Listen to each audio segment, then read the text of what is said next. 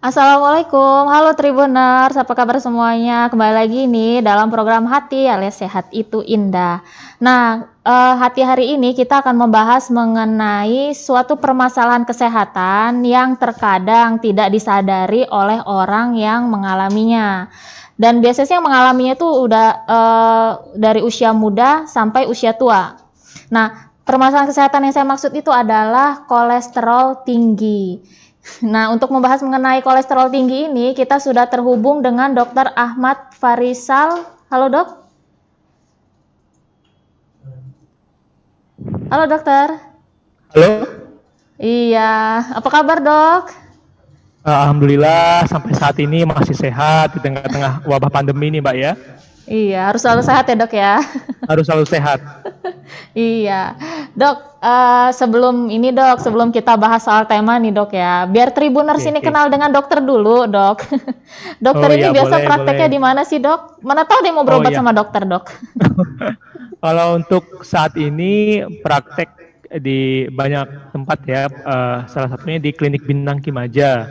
Iya. Saat ini juga saya sedang fokus menjadi asisten bedah onkologi untuk bedah onkologi di Abdul Muluk maupun di klinik, di mana di situ ada rencana untuk belajar lebih lanjut untuk mengambil spesialis bedah ya di tahun depan. Kalau untuk fokus saya di berbagai bidang, terutama untuk menulis, untuk penelitian dan juga pengabdian di dalam penelitian. Kalau untuk di klinik, saat ini saya masih di klinik Bintang Kimaja sama di klinik BRI Medika di Lampung. Wih, Itu berarti aja. dokter ini calon dokter spesialis bedah ya? Calon, jadi ya belum kita masih magang dulu, masih belajar dulu. Kalau kata orang tuh magang dulu ya, magang buat mendapatkan ilmu dulu seperti itu. Nanti baru kita lanjut untuk tes atau untuk selebihnya nanti lanjutnya tahun depan kemungkinan insya Allah. Insya Allah, amin. Berarti Tuh, kalau Mbak. mau berobat sama dokter ke dua klinik ini, Dok ya? Ya, boleh di klinik Bintang Kimaja sama BRI Medika. Iya, Dok. Nah, kita langsung ke tema ya, Dok ya. Tema hari ini kan mengenai permasalahan itu kesehatan itu yang sering orang keluhin, Dok. Tapi orang nggak Ya, sadar juga ya kadang ya, Dok ya. Kalau dia mengalami si kolesterol tinggi ini ya, Dok ya. ya benar. Heeh. Jadi kadang orang itu tidak menganggap enteng yang namanya kolesterol. Jadi orang itu Heeh. banyak menyalahkan tekanan darah, banyak menyalahkan gula, tapi dia lupa dengan kolesterol. Seperti itu. Iya, jadi kolesterol itu apa sih, Dok? Dan kenapa kok kolesterol itu bisa tinggi, Dok? Mm-mm. Pada dasarnya kolesterol itu adalah senyawa lemak. Jadi kata orang itu kalau kita ngomong lemak, yaitu yang namanya kolesterol. Nah, Mm-mm. kolesterol itu dia diproduksi oleh sel-sel dalam hati kita. Jadi seperempat kolesterol itu di 25%-nya itu diproduksi oleh sel-sel yang ada di hati kita. Jadi hati kita itu, organ hati kita itu bukan hanya berfungsi sebagai tempat untuk mengolah racun ya, racun dari obat ataupun racun dari makanan, tapi hati kita juga mengolah namanya proses kolesterol, terutama masalah lemak dan juga masalah metabolisme energi kita. Jadi fungsi hati itu kompleks kayak gitu. Mm-mm. Kalau untuk jenis kolesterol itu kita kalau mau tes kan biasanya kalau di lab di klinik-klinik kita tes dong kolesterol saya. Nah, itu namanya kolesterol total. Jadi kolesterol itu ada profilnya lagi. Jadi dia itu punya turunannya, ada 4 jenis, Mbak. Yang pertama, kolesterol total. Kolesterol total itu yang paling sering dilakukan di pemeriksaan di klinik-klinik ya. Di semua klinik hampir bisa kalau memang punya alatnya, dan itu sangat simple kolesterol total itu. Nah, untuk kolesterol total itu dia punya nilai normalnya ya. Nilai normalnya itu dia di bawah 200. Lalu kalau dia agak tinggi itu sekitar 200 sampai 239. Kalau dia dianggap tinggi jika dia di atas 240 kayak gitu. Nah, ada juga jenis kolesterol yang lain, yaitu namanya kolesterol jahat. Mungkin pernah dengar nggak, Mbak Dini? Kolesterol jahat. Mm-mm. Iya. Kolesterol tinggi sama Iya. kolesterol jahat itu beda, Dok ya? Beda. Jadi Kalau kita ngomong kolesterol tinggi, yang tinggi kolesterol jenis apa dulu gitu. Tapi kalau kita ngomongin kolesterol jahat atau yang kolesterol yang buruk, pasti kita ngomongin yang namanya LDL. Oh, jadi beda dok ya. Jadi kalau iya. Jadi kan beda, kalau Mbak. Iya. Iya. Jadi kan kalau orang kan beranggapan selama ini kalau kolesterol tinggi dengan kolesterol jahat itu sama. Ternyata itu beda ya dok ya. Beda, Mbak. Jadi kalau ngomongin kolesterol tinggi ya kita lihat dulu yang tinggi apa. Kan ada 4. HDL itu kolesterol baik, HDL itu kolesterol jahat, ada trigliserid itu asam lemak, satu lagi ada kolesterol total. Jadi keempat itu masing-masing bisa aja salah satu tinggi, bisa aja salah satu rendah, kayak gitu. Iya. Nah, penyebab dari si kolesterol tinggi ini apa dok? Kok bisa gitu kolesterol tinggi? Oke, kalau untuk penyebab kolesterol itu banyak hal sih. Penyebab kolesterol tinggi itu banyak hal. Yang pertama ya, biasanya makanan, Mbak. Jadi kita itu sering makanannya nggak sehat atau banyak kadar lemaknya. Contohnya kayak kuning telur, mentega, keju, santan, udang-udangan, daging ayam, lalu kalau kita ada di kambing atau ada di sapi itu kadang orang suka makan otak ya, otak kambing atau otak sapi. Itu sering juga, dan juga orang juga sering makan yang namanya jantung hewan itu, terutama jantung hati dan jantung sapi, kambing ya, itu mempunyai kadar kolesterol yang tinggi. Tapi untuk kadar kolesterol yang paling tinggi bisa kita sebut dari jeroan-jeroan. Jeroan itu adalah daging tapi bagian tubuh dari hewan yang bukan daging. Contohnya tadi kayak otak, gajihnya, kulitnya, kikilnya, lalu jantungnya, hatinya, itu semuanya masuk ke jeroan. Seperti itu. Lalu yang kedua, biasanya apa sih yang menyebabkan kolesterol tinggi? Biasanya kurang olahraga atau beraktivitas. Jadi orang itu kebanyakan mager, apalagi zaman kayak pandemi ini ya. Jadi kebanyakan orang mager akibat apa? Banyak hal. Bisa akibat dari pekerjaan yang tinggi sehingga dia lupa untuk olahraga. Yang kedua, bisa akibat fasilitasnya yang tidak memadai ya. Nah, bisa dilihat di screen, itu ada penyebab kolesterol tinggi dari Kementerian Kesehatan ya. Nah, lalu yang ketiga ada kebiasaan merokok. Oke, kebiasaan merokok juga, merokok itu dapat merusak pembuluh darah kita. Kenapa? Karena zat-zat rokok itu berbahaya bagi tubuh kita. Tapi kadang zaman sekarang ini orang tidak sadar ataupun tidak peduli ya. Sudah kita bilangin, ini nggak boleh loh, ini nggak boleh, ini dampaknya. Tapi orang masa bodoh. Apa nanti jadinya?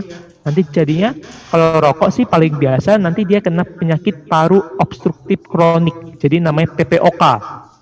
Pada usia tua. Nah, itu paling sering kalau untuk rokok. Rokok memang ada untuk menyebabkan kolesterol, tapi tidak terlalu signifikan. Lalu, apalagi nih yang masalahnya? Terlalu banyak konsumsi alkohol. Nah, ini nggak boleh ya. Tapi ya, untuk di Indonesia, alkohol masih menjadi hal yang tabu. Kenapa? Karena dari segi norma dan moral, etika, dan juga adat di Indonesia, namanya alkohol itu hal yang masih dibilang dilarang ya, atau tidak diperbolehkan. Nah, memang benar. Kenapa tidak diperbolehkan alkohol? Karena alkohol itu akan merusak sel-sel hati kita. Kita tahu bahwa organ hati lah yang mengolah kolesterol. Kalau tempat olahnya rusak, gimana coba mau ngolah kolesterol yang banyak di tubuh kita? Kayak gitu ya. Yang keempat ada obesitas. Nah, obesitas ini saya pernah ada pertanyaan nih Mbak Dini ya. Saya pernah ditanya sama teman saya.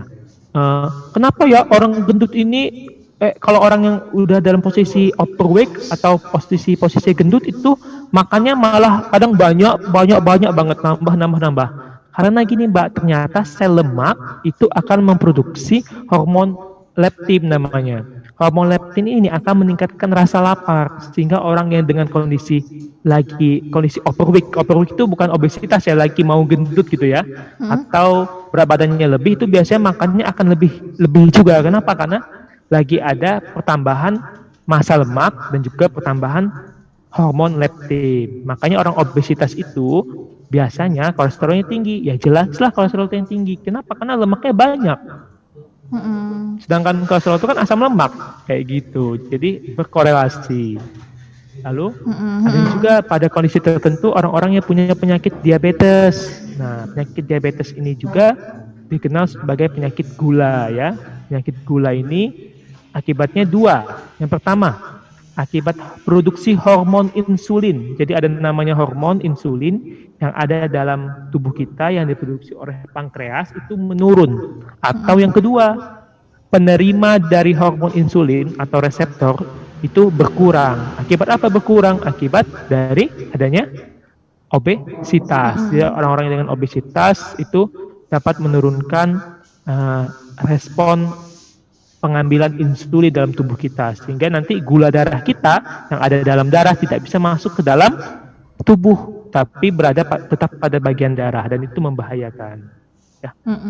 Yang terakhir, pertambahan usia. Jadi semakin usia bertambah, maka pengolahan lemak itu juga akan semakin menurun. Sehingga apa?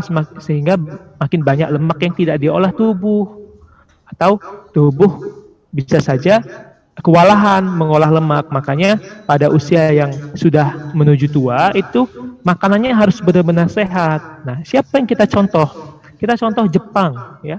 Jepang itu mereka sangat menjaga makanannya, mulai dari awal produksi sampai dengan akhir produksi pengolahan mereka sangat menjaga, sehingga itulah hasilnya Jepang. Ketika sudah usianya tua, mereka ya dalam kondisi yang sehat. Kalau kita kebalikan, kita kadang karena merasa masih muda, masih kuat, hantak, kita selalu makan makanan yang bersantan, atau kita suka makan makanan yang bersifat cepat saji ya, atau makan makanan yang tidak mempunyai nilai gizi. Dan itu membuat diri kita menjadi tidak terkontrol, mulai dari lemak, kadar garamnya, kadar gulanya, seperti itu, Mbak. Iya. Nah dok, ngomong-ngomong soal usia tadi dok, kalau usia muda kayak kita gini dok, masih bisa nggak dok? Bisa kena kolesterol juga nggak dok? Pada dasarnya bisa saja kena kolesterol, bisa saja pada usia muda. Apalagi pola makannya yang tidak baik. Nah, pola makan tidak baik itu ya bisa saja makanannya yang tinggi lemak. Misalnya dia, saya paling suka makannya ini kuning telur, mentega, keju, santan. Nah, bisa saja kolesterolnya tinggi. Terus nanti misalnya dia melakukan tes ya, melakukan tes kolesterol di klinik. Nah, ternyata kolesterol totalnya di bawah 200. Apakah benar kolesterol dia tidak punya penyakit kolesterol? Jawabannya tidak. Jadi dia harus periksa 4 profil kolesterol. Yang pertama, dia harus periksa HDL, periksa LDL, periksa trigliserid, periksa kolesterol total. Biasanya pada usia muda itu biasanya kadar trigliseridnya bisa tinggi. Tapi itu tergantung dari sifat masing-masing manusia. Maksudnya setiap individu itu berbeda. Makanya kalau Anda mengalami suatu perilaku yang suka makan makanan yang berkolesterol tinggi, lalu suka juga dengan kondisi badan tubuh juga, maksudnya itu overweight atau berat badannya tidak ideal, maka memang diharapkan untuk bisa mengecek profil lemak atau lipid. Biasanya ada 4 ya. HDL, LDL, triglycerid, sama kolesterol total, kayak gitu, Mbak. Iya. Bisa saja terjadi. Nah tadi kan kolesterol tinggi ya dok ya. Nah kalau penyebab dari kolesterol jahat itu dok, kok bisa ada kolesterol jahat itu dok? Oh iya, penyebab kolesterol jahat ya. Iya. Kolesterol jahat itu kolesterol yang memang dia itu bersifat kecil, Mbak. Jadi dia itu mudah sekali menempel pada dinding-dinding pembuluh darah. Kolesterol jahat ini pada dasarnya ada 2 jenis kolesterol. Nah, kolesterol LDL itu adalah low density lipoprotein, satu lagi HDL, high density lipoprotein. Kalau LDL ini dia itu karena dia sifatnya kecil, maka dia bersifat labil, jadi mudah sekali menempel pada pembuluh darah. Nah, kalau kadar LDL ini tinggi, maka dia bisa menyebabkan namanya plak-plak atau penyumbatan yang ada di pembuluh darah. Dan ini berbahaya kalau dia menyumbat di pembuluh darah jantung misalnya. Nanti dia jadi apa? Jadi serangan jantung. Namanya itu kalau nggak salah penyumbatan di pembuluh darah koroner jantung, PJK, penyakit jantung koroner. Misalnya LDL ini menyumbat di otak, maka bisa jadi apa? Bisa jadi stroke infark biasanya. Jadi LDL itu bisa menyumbat di mana aja. Makanya memang harus dijaga. Nah, untuk LDL sendiri dia punya kekhususan, Mbak.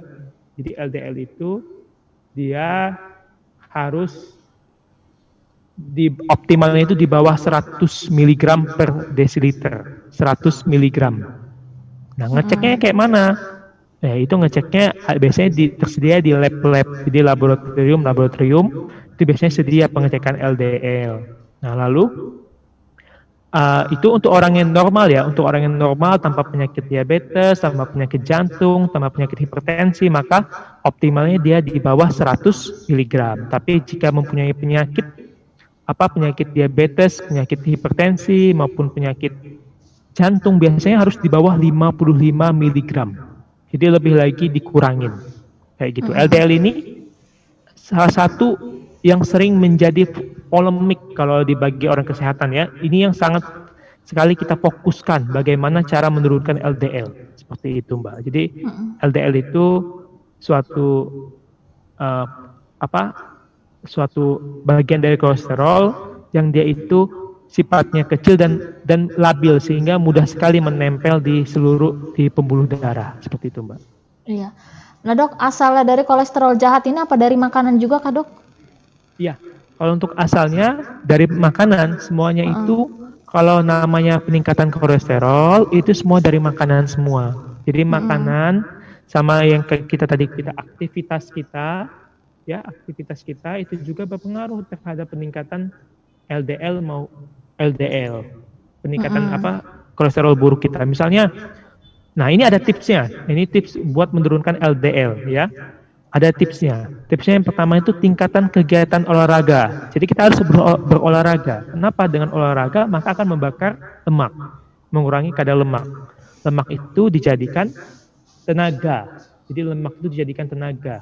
Lalu yang kedua, kita harus banyak mengkonsumsi serat. Jadi serat-serat makanan yang tinggi serat itu juga akan membawa lepas lemak-lemak yang masih ada di usus. Seperti itu ya. Lalu yang ketiga, kita harus banyak makan omega 3. Nah, omega 3 ini salah satu jenis lemak juga, tapi dia yang bisa berperan untuk perbaikan organ-organ tubuh kita. Di mana letak omega 3? Omega 3 ada di ikan. Biasanya di ikan-ikanan ya, ikan-ikan laut dalam. Ikan tuna, ikan tongkol, ikan salmon, ikan sarden ya, makriko kalau ada orang itu. Lalu yang terakhir itu adalah merokok. Nah, merokok juga harus bisa kita turunkan karena ada beberapa penelitian yang menyatakan bahwa merokok itu dapat meningkatkan LDL. Jadi dengan berhenti merokok bisa menurunkan kolesterol jahatnya juga. Itu, Mbak. Iya. Nah, Dok, tanda-tanda, Dok, bukan gejala kita mengalami kolesterol tinggi itu apa, Dok? Oh, gejalanya ya. Iya. Gejala kalau ternyata kolesterol kita ini tinggi, apa yang kita rasakan itu, Dok? Oke. Kalau untuk gejala, kadang gangguan kolesterol ini tidak spesifik, Mbak. Jadi bisa menimbulkan gejala, bisa juga enggak. Seperti itu. Biasanya ada orang yang ngomong gini, oh ini loh kolesterol saya ini tinggi loh, tengkuk bagian leher saya ini sakit loh. Kadang ada yang ngomong kayak gitu kan. Mbak pernah nggak dapat yang orang mengeluhkan, kayaknya kolesterol saya ini tinggi nih, sakit di bagian tengkuk saya kayak gitu. Ada juga yang kita tanya, Bu ada keluhan nggak? Dia kadang ngomong nggak ada keluhan kayak gitu. Jadi pada dasarnya keluhan yang paling sering biasanya sih kayak ada rasa kesemutan, lalu nyeri di bagian dada, ada benjolan berlemak pada tubuhnya. Jadi kayak ada benjolan, tapi itu benjolan lemak, namanya lipom. Lipom. Itu benjolan yang ada di lemak-lemak tubuh dia. Jadi biasanya menandakan bahwa dia kolesterolnya tinggi. Lalu ada juga namanya santelasma. Jadi kayak ada gambaran kuning-kuning yang di atas kelopak matanya. Jadi di kelopak mata itu ada kayak kuning-kuning. Jadi kayak ada kuning-kuning di kelopak matanya itu, di atas kelopak matanya itu menandakan bahwa dia juga mengalami kolesterol yang tinggi. Nah, kalau untuk gejala kolesterol sendiri memang tidak spesifik ya secara gejala. Misalnya kalau orang Kalau orang demam DBD kan jelas tuh gejalanya, dia akan demam tinggi 3 hari, lalu demamnya turun mendadak, tapi kondisi anaknya tidak sehat. Misalnya, apalagi ya, misalnya hipertensi itu, jelas kan tandanya, biasanya orang hipertensi itu ada nyeri kepala, lalu ada pusing. Nah, misalnya kalau orang gangguan lambung, jelas kan gejalanya, dia akan nyeri di bagian ulu hatinya. Kalau dia tidak makan agak lama, dia asam lambungnya mulai tinggi, lalu ada mual muntah, nyeri perut yang hebat, nah itu bisa saja. Tapi kalau untuk kolesterol ini kadang tidak terdeteksi atau tidak punya gejala. Adapun gejalanya yang paling bisa kita lihat tadi kayak ada benjolan yang berlemak pada tubuhnya, atau ada kayak gambaran kayak daging gitu ya, kayak daging kuning-kuning di bagian kelopak mata atasnya. Kalau untuk gejala-gejalanya sih mungkin kayak ada nyeri-nyeri di tengkuk, itu juga tidak spesifik. Jadi tidak spesifik, belum tentu gejala kesemutan yang ada di badan, lalu gejala di tengkuknya itu terasa, di bagian leher terasa pegal, itu kolesterol, belum tentu. Jadi bisa penyebab lainnya, kayak gitu sih Mbak. Nah kalau untuk kolesterol jahat Dok, gimana Dok? Ya? Kalau untuk kolesterol jahat Dok, itu gejalanya tidak spesifik juga kah Dok? Kalau ada kolesterol jahat? Sama, tidak spesifik juga. Jadi kalau untuk gangguan kolesterol, dia tidak spesifik gejalanya. Sehingga memang kita yang harus lebih aware atau waspada ketika kita merasa bahwa diri kita dalam kondisi yang, maksudnya itu suka makanan yang berlemak, olahraga yang sedikit, lalu kebiasaan merokok, lalu juga kita melihat tubuh kita, bentuk tubuh kita tidak ideal, alias gemuk atau overweight, maka kita harus bisa mengecekkan diri kita ke laboratorium yang ada di manapun ya, ataupun di rumah sakit terdekat kayak gitu. Jadi bisa saja mengecekkan, itu tidak harus nunggu dari dokter, tidak harus, itu boleh dicek secara umum. Misalnya nih, saya kasih contoh ya. Misalnya kita mau cek profil lemak ke lab kesehatan daerah, kita tinggal datang aja, mengisi formulir, membayar pembayaran, nanti kita akan dicekkan. Biasanya membutuhkan puasa dulu minimal 8 jam, terutama buat periksa yang trigliserid kayak gitu. Jadi kalau saran saya sih, kalau bisa mengecek itu tiap 6 bulan atau tiap 1 tahun kalau memang tidak punya riwayat gejala, tapi kalau memang punya gejala ya bisa tiap 3 bulan kayak gitu sih Mbak. Nah, kalau seandainya Dok, kita sudah mengalami kolesterol tinggi, ya. Itu apa yang harus kita lakukan? Kalau berobat mah pasti Dok ya? Iya. Itu kalau berobat itu minum obatnya harus seumur hidup kah, dan itu apa bisa turun lagi nanti Dok? Oh iya. Nah, kalau saya secara pribadi tidak langsung nembak obat, enggak.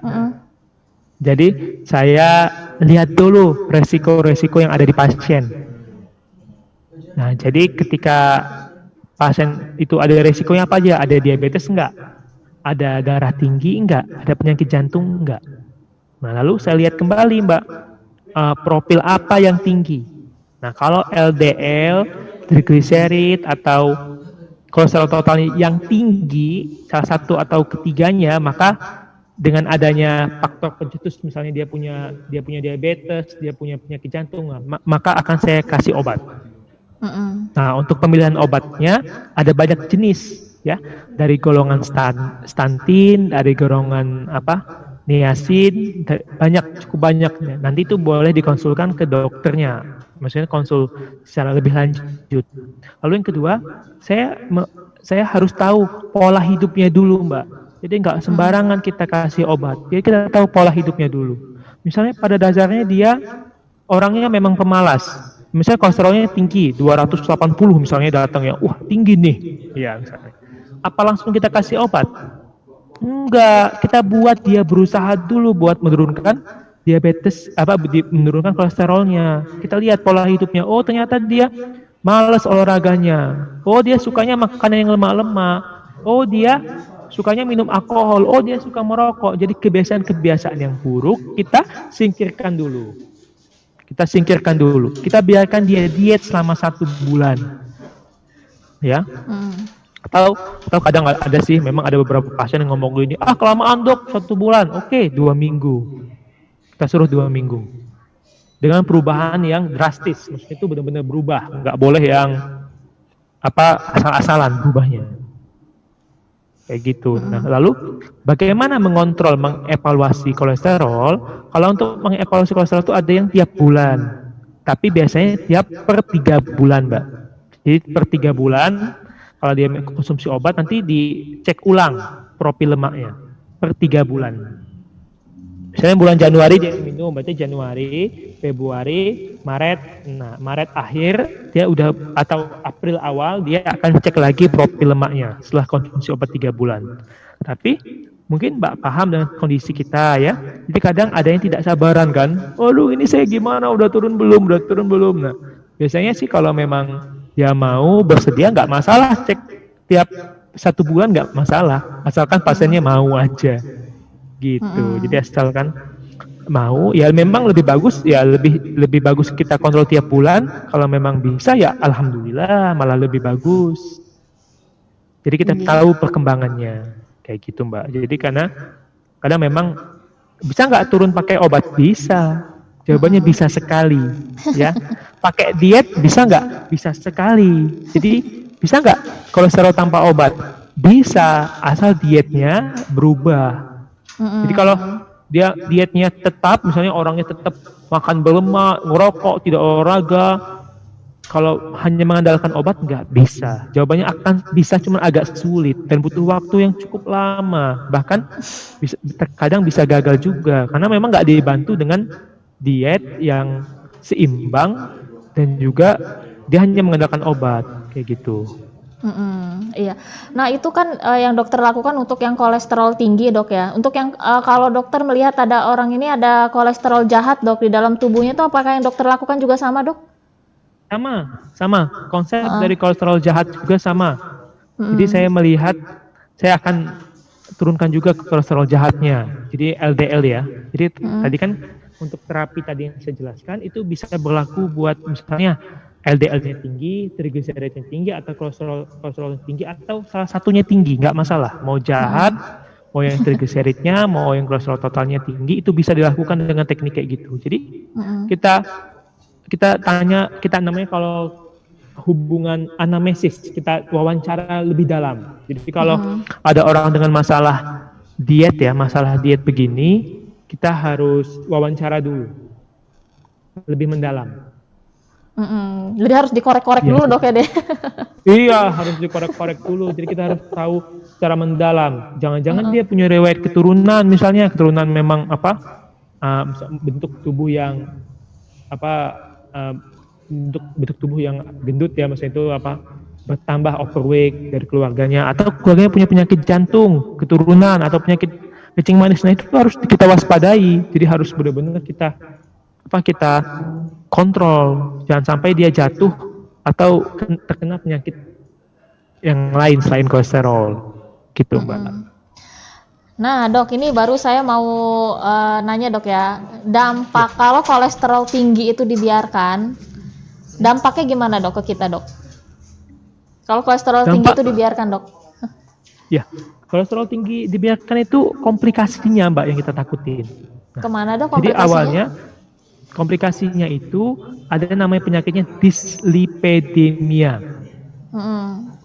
Dislipidemia itu adalah gangguan dari lemak, di mana kadar LDL-nya tinggi, yang kolesterol jahatnya tinggi, tapi kadar dari HDL-nya rendah atau kolesterol baiknya rendah, dan juga kadar trigliseridnya tinggi dan kadar kolesterolnya tinggi. Nah, ini paling sering namanya dislipidemia, jadi gangguan pengolahan dari lemak kita. Apa dampaknya? Ada dampaknya, Mbak. Apa komplikasinya? Ada yang paling sering, ada yang pertama, penyumbatan aterosklerosis, yaitu penyumbatan pembuluh darah arteri akibat lemak.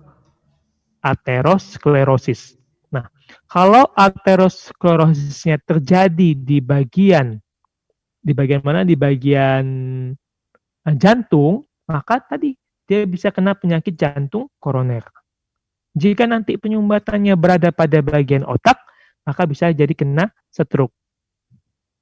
Nah, lalu apalagi yang biasa sering dilakukan oleh kolesterol. Nah, kadang kalau kolesterol tinggi itu bisa juga nanti empedu ya. Empedu itu kan mempunyai apa, cairan empedu itu cairan yang garam-garam empedu ya, itu mempunyai fungsi buat menetralisir atau mengeluarkan kolesterol. Nah, biasanya dengan aktivitas yang tinggi dari empedu itu juga bisa merusak kantong empedu juga.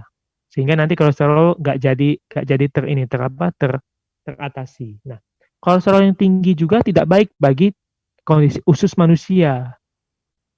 Kenapa? Karena kolesterol itu bisa saja nanti mengganggu penyerapan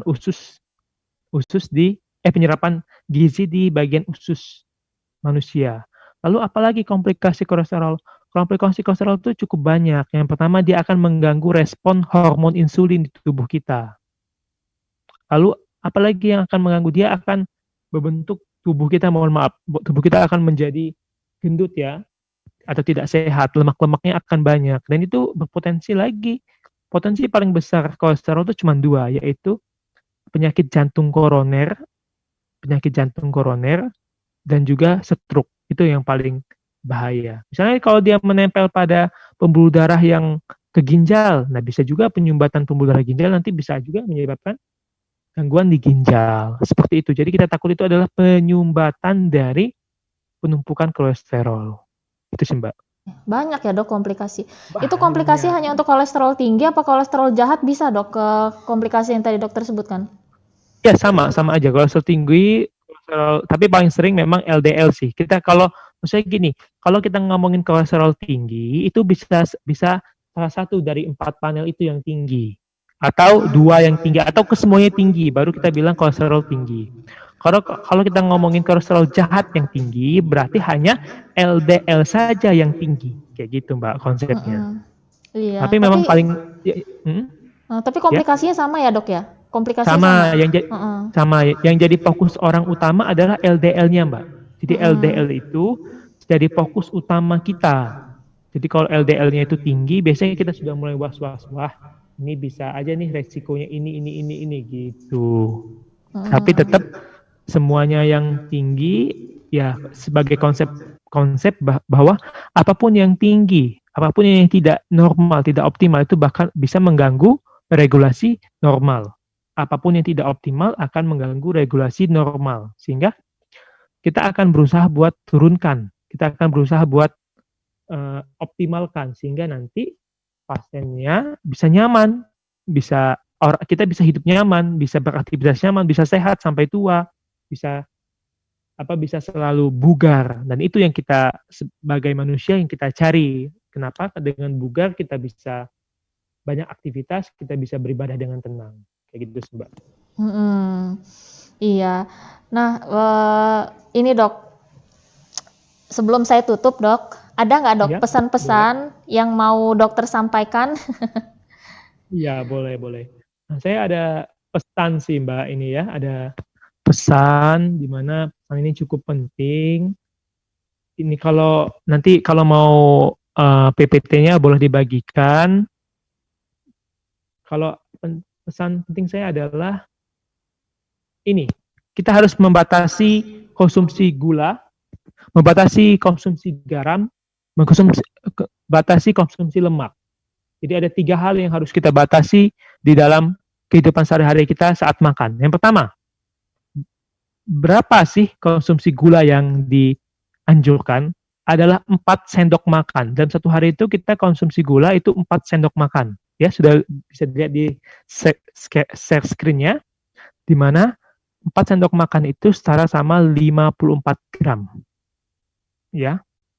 Lalu apalagi yang harus dibatasi? Garam. Garam 1 sendok teh maksimalnya, di mana dia itu 2 gram. Ya, 2 gram. Lalu lemak atau minyak 5 sendok makan atau 72 gram. Itu batasan kita konsumsi gula, garam, dan lemak. Dan perlu saya katakan bahwa berdasarkan data epidemiologi ya, maksudnya itu data statistik bahwa pada tahun 2030 akan ada lonjakan 2 kali lipat peningkatan kasus diabetes mellitus atau penyakit kencing manis jika tidak dilakukan intervensi hidup sehat sejak dini. Kenapa? Karena dari makanan, berbagai macam jenis makanan, berbagai jenis ranah kehidupan, sudah kita lihat bahwa orang banyak terpaku dengan gadgetnya. Orang banyak terpaku dengan makan makanan yang enak.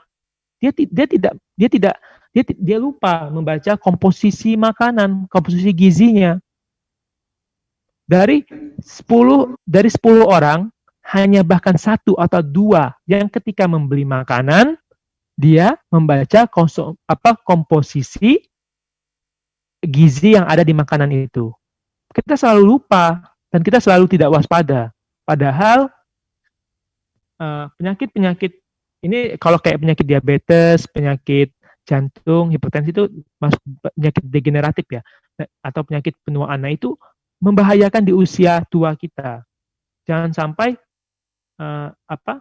kita dapat menjadi beban atau kita mempersulit diri kita sendiri atau mempersulit orang lain. Dari sekarang kita mulai olahraga, kita atur makanan kita berinvestasi dalam tubuh yang sehat. Nah, tubuh sehat ya bisa olahraga, bisa jogging, tapi di era pandemi ini tetap karena kita lagi di masa pandemi yang mungkin semuanya paham, kita tidak tahu kapan pandemi ini selesai. Jadi hanya Tuhan semesta alam atau Allah ya yang bisa tahu kapan ujian pandemi ini selesai. Jadi tetap jaga kesehatan.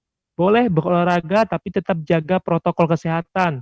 Bawa masker, bawa hand sanitizer, selalu jaga jarak kayak gitu. Kalau makanan ya sebelum makan kita cuci tangan dulu, lalu kita siapkan makanan yang steril, yang higienis ya.